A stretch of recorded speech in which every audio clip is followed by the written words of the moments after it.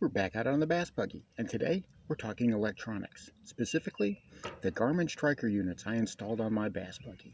I'm going to give an honest review, and you won't want to miss it. Stay tuned.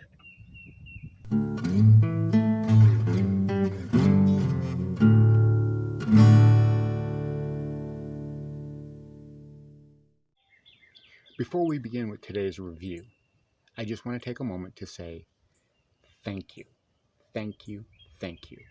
The amount of growth that this little channel has seen in just a few short weeks that I've started it has been phenomenal. It's been way more than I thought possible. So I can only say thank you. I'm at a loss for the level of support that this channel has seen so far. So thank you. If you like these videos, please subscribe and consider hitting that like button and sharing it on your social media, as well as hitting that notification button. We're coming out with new money-saving tips as often as we can. That's what we want. We want to show the world you don't have to be rich to fish, that there are means and ways of catching fish and doing fine without having to spend $100 on a bait. So, thank you once again. And now, on with the show. Today we have a new segment called How to Speak Mississippi, because if you're down here for any length of time, you'll quickly understand that they have their own dialect. So today's word is y'all about to. Now this is both a declarative, as in y'all about to get on my last nerve, and also an inquiry, to pose a question. Y'all about to finish that up? So there you go, today's word. We've got quite a bit of veg. According to that, 2.5 feet. You gonna stop, boat? Ready? Yeah, hang on. I'm trying to get the boat. I'm trying to get the boat to slow down. All right. Anchor? Yeah, anchor. Yes, I know. 1.9 feet. This is the Garmin Striker 7 that I have mounted on the console of my Bass Buggy.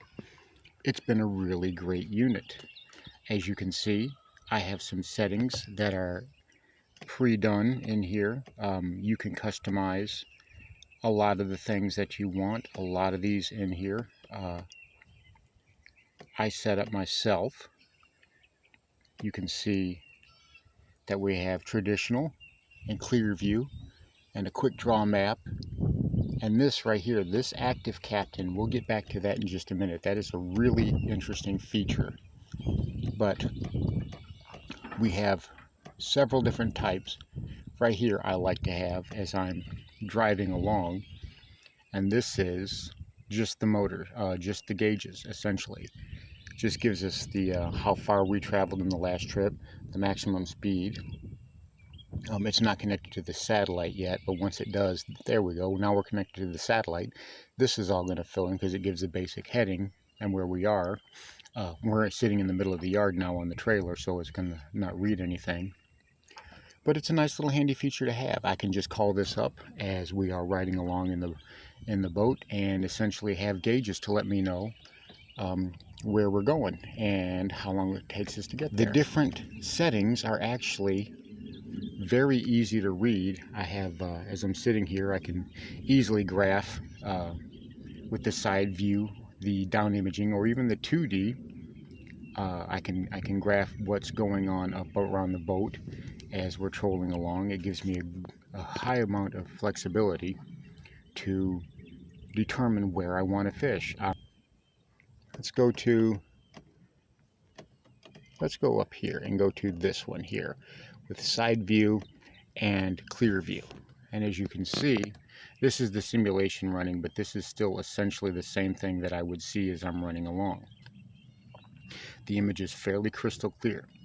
Now, one of the main things, if there is a gripe that I do have, and that is I wish I could split the screen horizontally rather than vertically, because I think it would be easier to see the entire width of the side view going on. But all this stuff here in the corner is actually, when I'm out on the water, it's very handy to have. It's extremely accurate And like I said, as I'm trolling along or as I'm motoring along, I can easily graph what's beneath me. And if I see a sweet spot that I like, well, then I can come up here to the other unit that I have.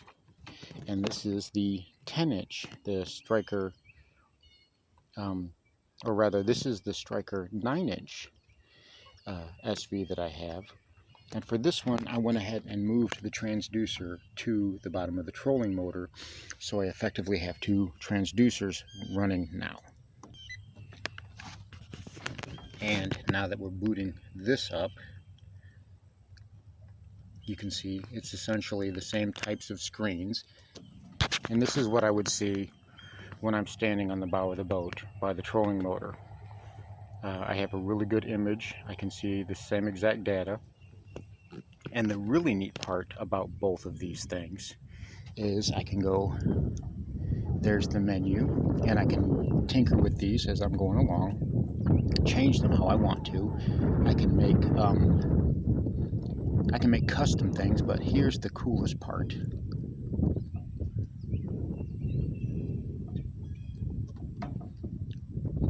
And it's right there. And then you can see both units are linked.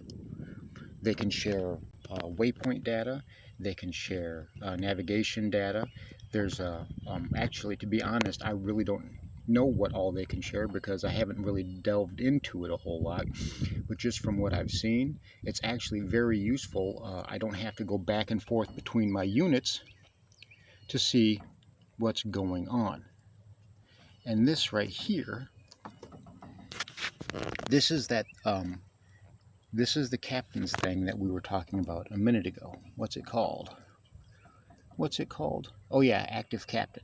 Okay, that is the active captain thing that we were talking about a minute ago, and that turns these Garmin units into Wi-Fi routers, and I'm able to connect to them with a tablet or a phone or anything, and I can download waypoints and all the data that I want from them. And it's a really neat thing to have. It allows my units to talk to each other as well as I can talk to any connected device. It's just a very nice thing to have. Now, here's the cool part of all of this, and that is how much did I pay for both of these? Well, this one cost me $600. That's right, $600. The one on the dash cost me $429, I believe, $430. Now I got them both new. I bought them off of eBay, but I bought them new. So at about, we'll say, $1,100, roughly, give or take. I believe shipping was free, but we're going to say $1,100. I paid less than for what you would pay for, say, an Echo Map or some of your higher-end Hummingbirds or something of that nature.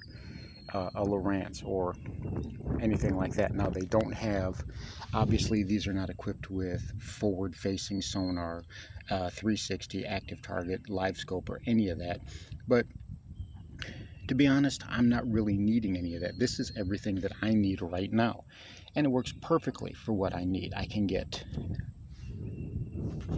They work perfectly for what I need. I can get all the information that I need.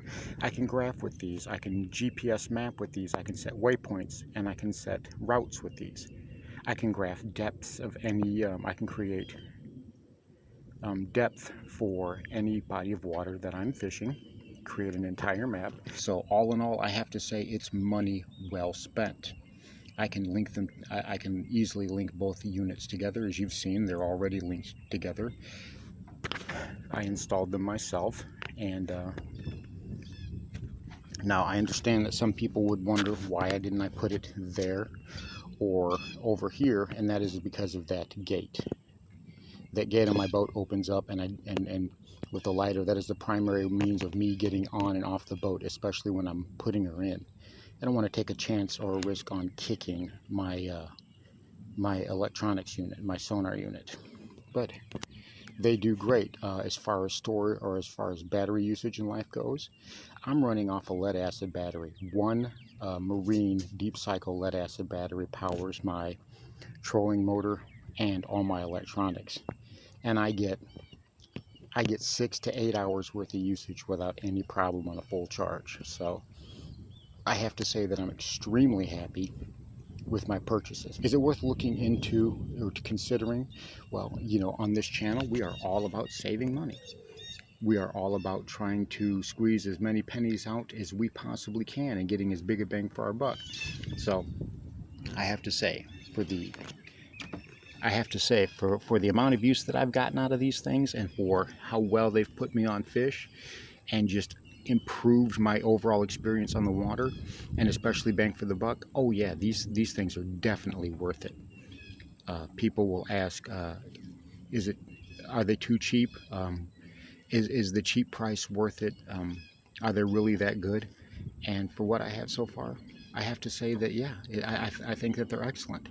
If you are considering electronics but you don't have a lot of money to work with, these are what you're looking for. I mean, you can get the smaller 4-inch ones that are for your kayak and whatnot, but if you want one that's actually got a visible screen that you can see from a distance, now it's not a touch screen. There is no touch screen here. It's all on the side. But I don't care. I don't want a bunch of fingerprints on my screen anyway. So these are great little units. I've had nothing but success with them. This one was, like I said, I believe around $600. I bought it off of eBay, but I bought it brand new. There you have it. If you have any questions about it, feel free to post a comment. I'd be more than happy to answer what I can. Like I said, from what I've used, everything that I've used on these things, they're great.